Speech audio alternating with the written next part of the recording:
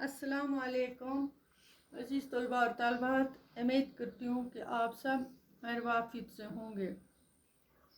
Offline session में आपका फिर से खैर मकदम। आज हम पढ़ने जा रहे हैं जमात सातवीं। हमारा मौजू है साइंस और जंग।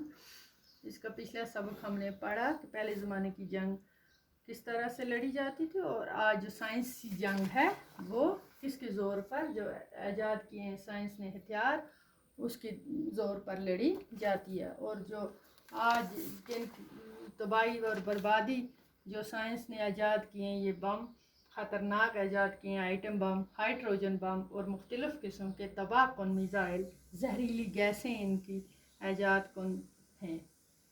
इन बमों और गैसों के अंदर छपी हुई ताकत चंद सेकंड में तमाम दुनिया को तबाह कर सकती है। तो मैंने चूँकि आपको पहले भी इसका समझाया, जापान में जो आइटम बम गिरे उनसे जो तबाही फैली थी, दुनिया की तारीख में इसकी मिसाल नहीं मिल सकती। इतनी तबाही हुई थी जापान में। लेकिन जदीद जो आइटम बम, हाइड्रोजन बम और दीगर ख़तरनाक हथियार पहले के मुकाबले में कई गुना महल ख़तरनाक हैं। दुनिया के कई बड़े ममालिक के आसपास इस तरह के बम हैं।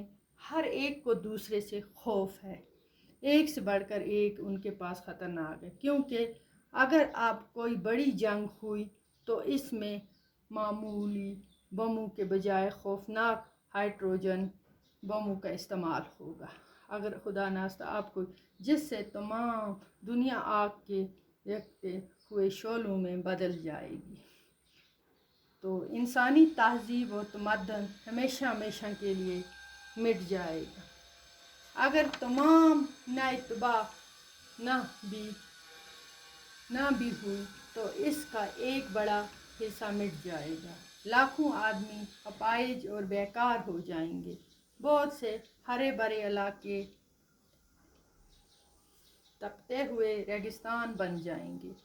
आइटम हथियारों के अलावा हमें एक बड़ा ख़तरा ये भी है कि जंग के महलक इख्तियारों में बीमारी के जरासीम से भरे हुए बमों का इस्तेमाल भी शुरू हो सकता है, क्योंकि बमों के ज़रिए फैले हुए जरासीम पर काबू पाना नामुमकिन होगा। इसके नतीजे में जितनी फसलें, जानवर, इंसान मुख्तलिफ बीमारियों का शिकार होंगे और इसका अंदाज़ा लगाना भी दुश्वार है। तो बच्चों, आज हमने इसका पढ़ा जो आज साइंस की जंग सबसे ख़तरनाक ईजाद आइटम बम है, हाइड्रोजन बम है।